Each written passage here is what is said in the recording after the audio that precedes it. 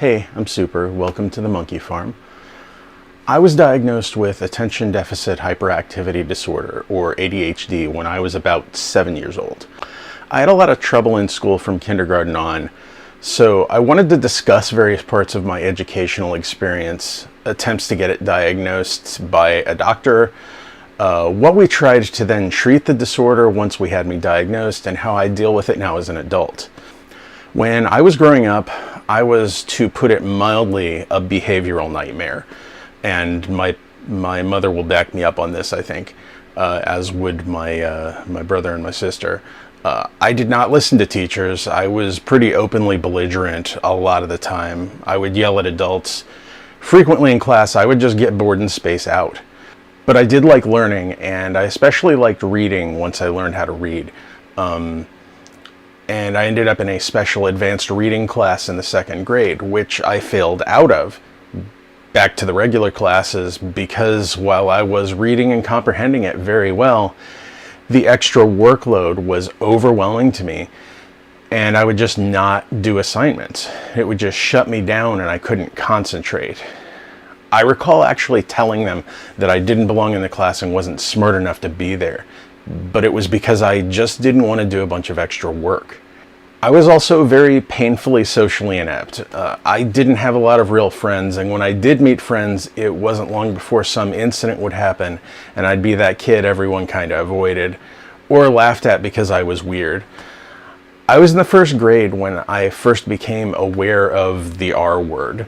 Displayed below on screen because some people don't know what it is when I say the R word, and I don't say it out loud because I don't use ableist slurs. When I found out what the word was, it was because it was something kids and teenagers in the neighborhood would call me on a regular basis. So, public service announcement. This is a deeply hurtful slur, and there are an abundance of other words that you can use in its place that don't hurt people or stigmatize various illnesses and disorders. Find another word. It costs you nothing, and less people will think you're a cruel asshole.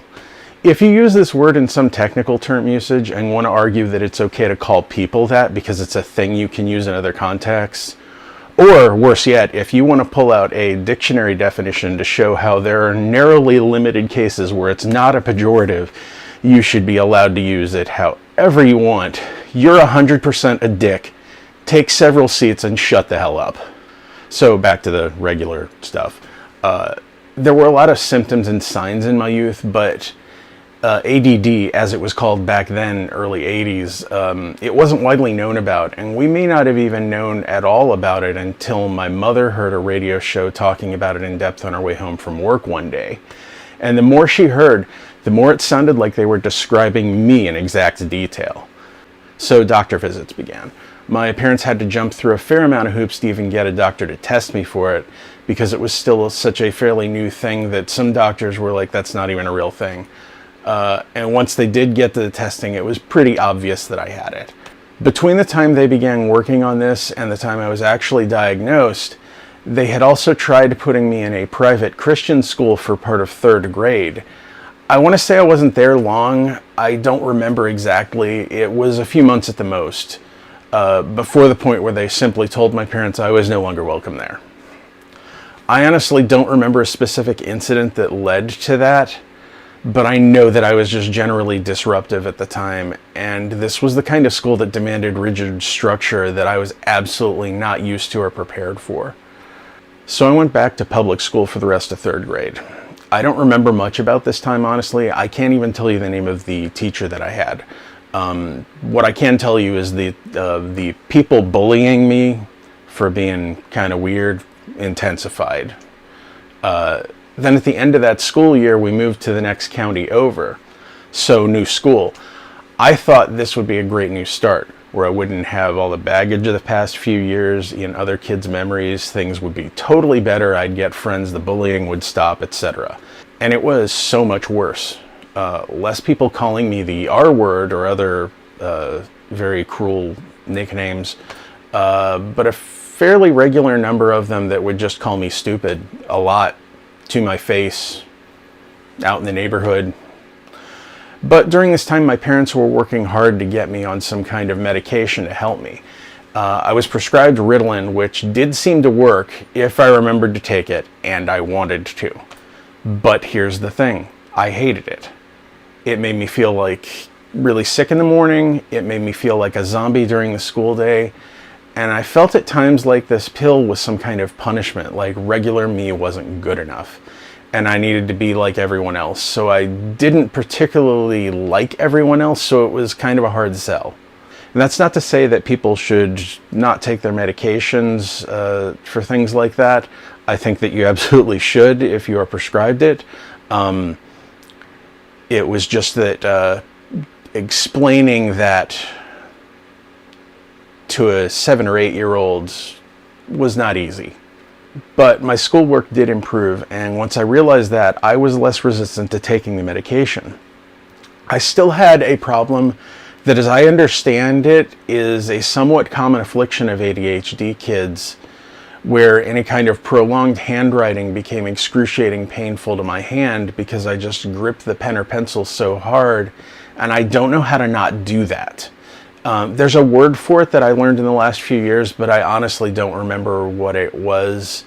But to this day, it's still a problem for me.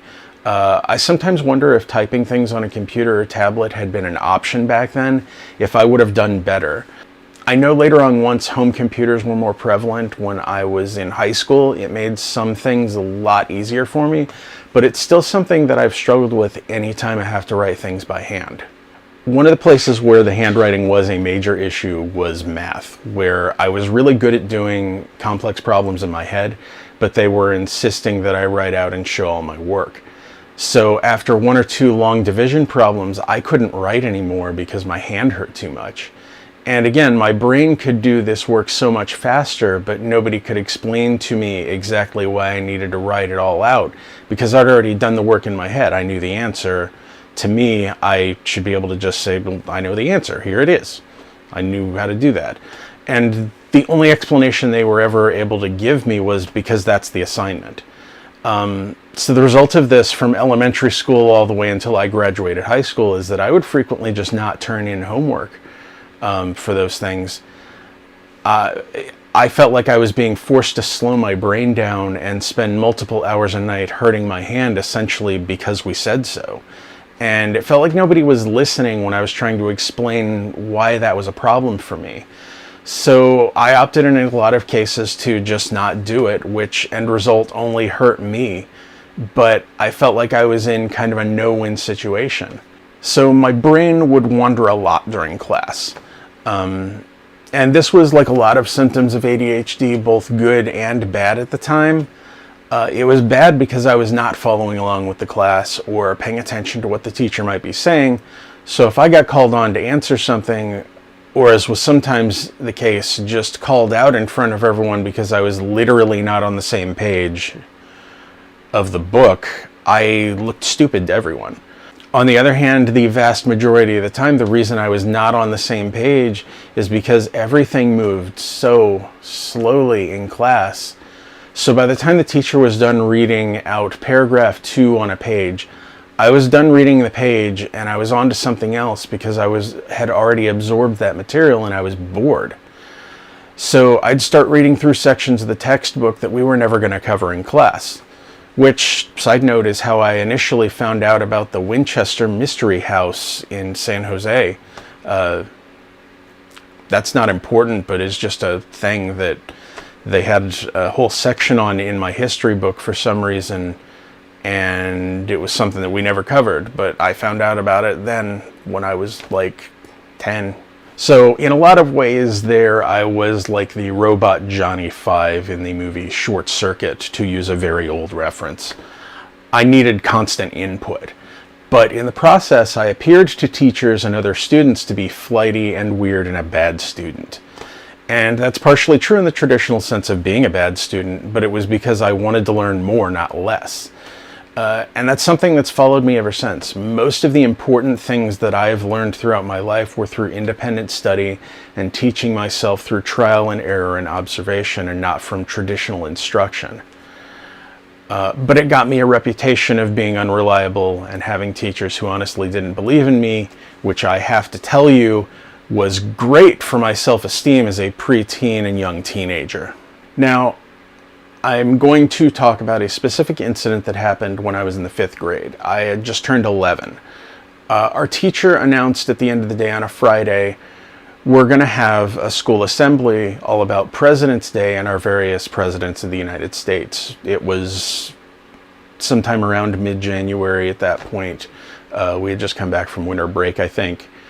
So it was President's Day would be coming up, so there was time for people to practice and do whatever. So backing up a little, sometime during the 2nd grade, when I had started to just be like, I love reading, I'd read a book about Abraham Lincoln, and it started a love of my heart of history in general that I've kept ever since.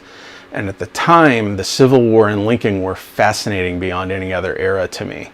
So I went right up to this teacher and asked her as soon as class was done that day, can I play Lincoln in this assembly? I would like to recite the Gettysburg Address. I'd never had or expressed any interest in being on stage or having a real part in anything like this before. And I was pretty shy, but this was really important to me. It was important enough that I overcame all that to even ask. So this teacher told me, if you can memorize that entire thing by Monday, you can be in the assembly. And I don't know what was in her head.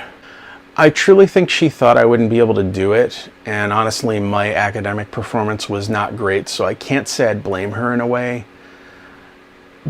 But she underestimated or misunderstood a few vital things about me and about ADHD. Actually, I don't think that she really thought that ADHD is real, which is also a thing that I've encountered way too many times in my life. But especially back in the 1980s, a lot of people thought ADHD was a fad and a fake diagnosis for kids who were just undisciplined. Anyway, she didn't count on the single-minded hyper-focus that I was capable of. I left school after that conversation. I went straight to the library because there was no internet. I found a book that happened to have the complete text of the Gettysburg Address. I checked it out. I took it home. I spent the entire weekend learning every word. I read it and repeated it over and over and over. I pretty much did nothing else. No TV, no playing outside. This was too important. I had it down. And I can still do it now, you know. I'm not going to here because why? So I went in on Monday. I went to the teacher. I told her I'm ready to recite this entire thing anytime. I think I gave up part of recess to do it, but it's been a long time, so I don't remember exactly precisely when I demonstrated this. But I did the entire thing with no help, all just straight memory, and I was so proud of myself. And she said, okay, we'll be putting up casting at the end of the day. And I was deeply excited, and then my name did not appear anywhere on the board at all. Class ended. I went to ask her about it, and she said, well, we just chose someone else. And here's where she didn't count any other thing, my ability to be stubborn and not let it go. So I did what you might expect an 11-year-old to do. I had a complete screaming fit. Now, as an adult with hindsight, not the greatest thing to do, not mature, not how you get what you want in life, but the way that I saw that at the time, she was an adult who made a deal with me, she made a promise, and I did exactly what I was supposed to do. And I worked hard at it because of the fact that I was, working towards this goal. And it was very apparent that she never wanted me to do it, and she didn't think I was capable of holding up my end of the deal, so she'd never have to face it. But I didn't let it go. It became a thing, and I kept complaining to anyone who would listen. And eventually she relented because promising a child something for putting in effort in their own education and then saying, nah, I don't want to, was not a good look. And by the way, memorizing it wasn't even necessary because when I then did get to go on stage to do it, I was standing at a podium where I could easily have just had a copy sitting there to read off of. So the whole situation was a little ridiculous. I mean, as it was, I'm pretty sure that Lincoln read it off of the thing that he had written the whole thing down on.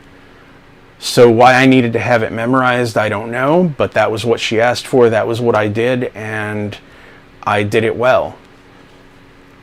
But I went all in on this once I did the performance. I wore a little suit with a bow tie. I got a fake beard from a costume shop. My mom helped me dye my hair black because I was very, very blonde. First time I ever dyed my hair, so that was a formative experience too, I guess, though the next time I dyed my hair wouldn't be for another 5 years or so, but still started a trend.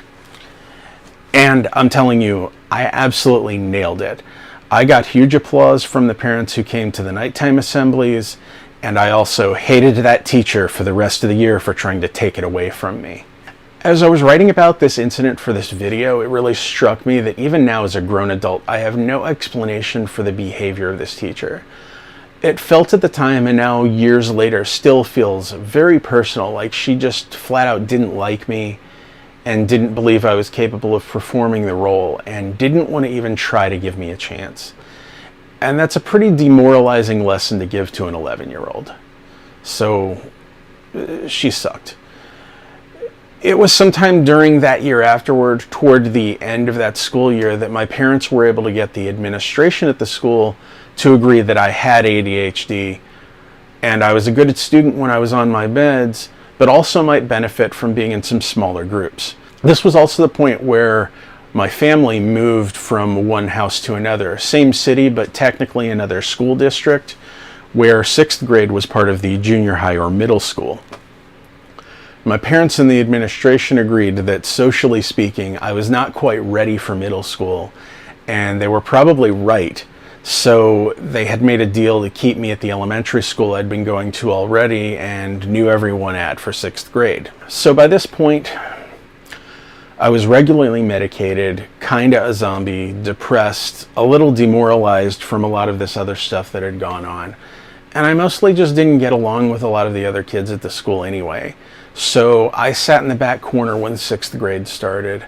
I decided I was just going to focus on my work, not socialize with the other kids, be quiet, and hope that once I did get to middle school, I'm not sure what I was hoping there, to be honest. I think I was thinking when I start 7th grade, it'll be this other school district. Nobody will know me.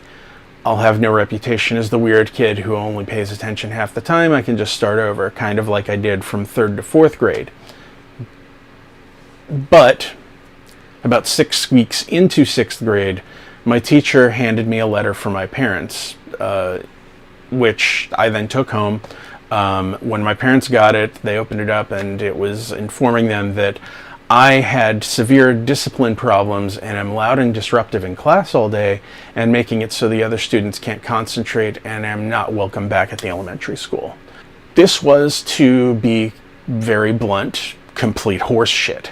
I not only wasn't loud and disruptive, I was very likely one of the most quiet people in the class for those 6 weeks. I suspect now that classes were just overcrowded and they didn't care about any deal they'd made with my parents because, technically speaking, there was nothing binding to it. But as with the Lincoln incident, I was not privy to the inner thoughts of the people who made the decision, so I'm left to just guess. Anyway, that's how I spent most of 6th grade being homeschooled. It was a lot less structured, which was kind of good and bad, but I devoured a lot of books in that time, which I still do now. I have some really good memories of going through a book of headline pages from newspapers with my dad and discussing history. And I still have that book somewhere of just headlines that I think is just headlines from the LA Times or something for like 100 years of headlines. But then during all of this vortex of weirdness, my mom got a job offer across the country, so by the time I was about to hit 7th grade, we were now no longer in Southern California, but in Northern Virginia near Washington, D.C. The plan was to have me go back to regular public school, and I thought, again, naively, great, nobody here has any preconceived ideas about me. Fresh start, this'll be great. So, what I learned over the next 6 years of public school is that being different in any way leads you to being shunned, bullied, and ostracized. This would probably have been true if private school was in the picture too, if not even more so, but we were poor, so public school. There was a little bit of the bullying when 7th grade started, but not all that much. I had been warned that there would be tons of bullying, that I was even warned about specific situations that never happened, like one of the administrators or vice principals or somebody there warned me before even the first day of school, warned me, the older kids are going to try to convince you that there is a pool on the roof and that there's an elevator that you have to get into to get there that is a secret compartment in one of the lockers. He didn't portray this as like, this is a thing that could happen. He portrayed this like, this is a thing that is definitely going to happen to you at least once. I never heard about it again. He gave me this weird scare story that people were going to try to trick me into shoving me into a locker to get me onto a non-existent pool on the roof of the school, and then nothing. It was very weird. Anyway, off topic. The point is that there was not a lot of bullying at that point. Much. There was some, but it wasn't that bad. But I was not doing well in the environment of these larger classes of 30, 32 other students. Especially because for the past year I'd been used to it just being me, doing it by myself. I mean, not by myself, but, with one of my parents or with my older siblings or whatever. My parents found a psychologist here so that I could continue getting medication and such, and somewhere in all this, it was suggested that I should maybe be in a different learning environment entirely. They wanted me to go into what they called the special education program. Sometimes it's just called SPED. It took half a year from start of 7th grade to middle of it for my parents and my doctor to even convince the county school district that I had ADHD and would benefit from a different classroom style, and then I did get moved over to SPED. So, disclaimer here, because I am going to say some negative things. Some of the best teachers I have ever had were in the SPED program, some of the most dedicated and caring. It's not an easy job to do well, and as far as I'm concerned, some of them that are the best of those teachers are practically saints. But the system needed work. I don't know if things have improved since the late 80s and early 90s. I desperately hope that it has, but here's some of what I experienced. For middle school and high school, most of the classes were significantly smaller. Instead of 30 plus students, class size would range from 5 to 10 students on average. And the classes we were in, the rooms themselves, most of the time, were pretty much converted storage areas because they were just places that they had found to cram us in. I don't think that the special education program was something that had been planned out when this building was made, so they were just kind of trying to fit us in wherever they could. Now, the idea of putting us in the smaller classes was good in theory. In practice, things sometimes didn't work out so well, and that's largely because of how SPED was structured. Much like Law and Order, it was composed of two separate but equally important groups. Those with some form of learning disability, like ADHD, dyslexia, dyscalculia, autism, some physical disabilities, etc., and the other group who were described at the time as ED, or emotionally disturbed. Some of you are probably thinking, oh my god, this sounds bad already. These two groups had some overlap, but different issues and needs overall. Examples. We had a kid with a brain tumor in 7th and 8th grade gym class. He walked and talked oddly, was very loud, and was very afraid of being hit in the head with a ball for obvious reasons. He was very afraid of bees because I think he was allergic to them, and so if there was a bee outside, he would just run off, and he ran strangely, so that was just a thing. I'm not making fun of him here. I actually felt very bad for him and would threaten other kids in the class when they would make fun of him for it, because it pissed me off. Because of who I am as a person, because I'm a Hufflepuff. We had a kid with a blood disorder who had a couple of instances of severe nosebleeds during classes. Like, if he just... It was just like very, very easy for him to just start bleeding badly. So people were constantly told not to fight with him because he might die if you punched him, legitimately. And he knew this, so he really kind of used this opportunity to antagonize people frequently. He would expose himself to other students numerous times when no teacher was looking, and would just deny it all when someone told on him. And because we were all kind of the rejects, and about half of the class was people looking for attention, I don't think they believed us. He literally would pick fights with people because he knew they'd been told they couldn't hit him, which is not great. We had a kid who I believe was autistic, and he was absolutely fixated on the Teenage Mutant Ninja Turtles cartoons. Like, he would just sing the theme song during gym class over and over again. He also apparently was some kind of child prodigy on the piano, but we never saw that. Just heard about it from teachers when another student would mock him, like, well, actually, he's very smart, you know, etc. We had kids who would self-harm. We had kids with partial hearing loss. To some degree, it started to feel like it was the place they put anybody who didn't fit into a regular mainstream class environment. But we did not all necessarily fit together either. I think you're kind of getting that. So like, now, imagine you're in a class of 5 to 10 kids. You have a learning disability that causes you to have great difficulty paying attention and staying focused. And half of your classmates are the above described group. So in the classes where these two groups were mixed, we had issues. It's hard to focus on your lessons when the guy next to you is trying to cause as much distraction as he possibly can, because he doesn't really care about the assignment and he just thinks that it's funny. As an extra bonus, the GT, or gifted and talented students, went to the same school for part of this time. I have since, as an adult, met people who had been part of the gifted program who are great people, who are great friends of mine.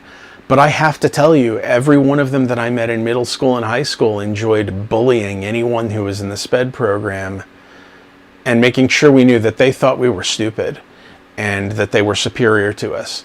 The regular class kids did that too, but it was somehow so much more pronounced with the gifted kids, like it was some sort of weird tiered hierarchy where they were the smartest kids and we must obviously be the stupidest kids. So that was fun. In the classes that I had that focused more on the learning disability end of things, the system worked pretty well, especially with some of the better teachers we had. My social studies, history, and government teachers, and the English teacher that I had for sophomore and senior years were particularly good. Some of my favorite teachers that I've ever had. Those are subjects that I love, but they also made the topic engaging, and they showed us to think for ourselves, which I think is pretty vital. On the other end, we did have teachers who were just not very good at it, or seemed to not really care if we learned anything. In some cases, it really felt like they realized these mixed classes weren't working, but they had no control over the system. So they just went with, my job is just to get them in and out of class and hopefully graduate attitude. In high school, there was one particular English teacher that I had for freshman year and then junior year who was the absolute worst. She had us read a lot of books, which good for her, but the thing is, there was no room for interpretation in her class. The words, "what do you think?" were not in her vocabulary. Just, this is what this book means. Nope, it can't mean anything else, just this. And in a lot of cases, she wasn't even right about what the book was about on a basic level. We read The Crucible in her class. She talked a lot about it. You know what she never brought up? communism, the Red Scare. She sure did know that that play was set during the Salem witch trials, but I'm not sure that she understood there was any subtext to it or a greater conversation to be had about the environment under which Arthur Miller wrote it. Just text. And this could have been a valuable lesson with some real weight that worked some of the historical context of why this play existed. And I felt so robbed. She also did a section on poetry where she did a whole thing on Edgar Allan Poe, and I like Edgar Allan Poe, and she made him boring, and how dare she? I guess that whole thing isn't really so much about special education, just a bad teacher. But I did just go off on a tangent, which is still on topic for an ADHD video, I guess. Anyway, there were some classes where I truly thrived from the different structure. I wish there'd been more of that and less of the classes where it became almost impossible to learn anything. Mostly because when half your class comes in legitimately trying not to learn, they will find a way to derail the class. And once they find a way to do that that works, they'll do it every day for as long as you let them. At some point before I graduated high school, I decided to stop taking ADHD medication. I'm not sure now if that was the right decision, but it is what I did at the time. As an adult, I found and held on to a very good job for a long time working in IT, and it's something that I've been fairly successful at, but I've wondered a lot of times if I could have been more successful if I'd stayed medicated. I've tried twice as an adult to get back onto ADHD medications, but each time the doctor has essentially said, I think you're just depressed and you need an antidepressant. Following up on that and fighting them to get what I need seems overwhelming, and I don't know how to move forward on that, and I still have not figured it out. There are a lot of coping skills that I've tried to be cognizant of with varied success over the years. I didn't know the term executive dysfunction until the last few years, but when I did hear it and understood what it was like a light bulb of oh, that makes sense. It's definitely something that's hounded me, and it's felt oddly relieving to have a term for it. Executive dysfunction is part of why it took me so long to write and make this video. I had to go force myself to sit down and write and rewrite this multiple times. I was on a roll before Christmas and was making at least one video a week from September through the middle of December. But when the momentum stops, it's so hard for me to grab it again. And without going too much into the details, the last part of December was very unexpectedly rough for me. And I'd been planning to make a video about the holidays, but I just no longer had any Christmas spirit left. So it's taken me over a month to get back to feeling any desire to keep making videos. But I knew if I stopped there and I didn't push myself to make this, I would never continue. And I couldn't let it stop me. I love making videos, even for the small audience that I have. And if you've gotten this far through my ramblings, congratulations on sitting through what is thus far probably the most personal video I've done. Thanks really sincerely for coming to my meltdown. This video is over. If you hit the like and or subscribe buttons and the bell notification, that helps me feel encouraged to make more videos. It helps me to get these out to more viewers via YouTube's weird algorithm, and the bell notification in particular helps you by letting you know when I post new stuff. You can also leave comments below if you want to converse with me, and I don't know why you wouldn't want to converse with me because I'm a delight.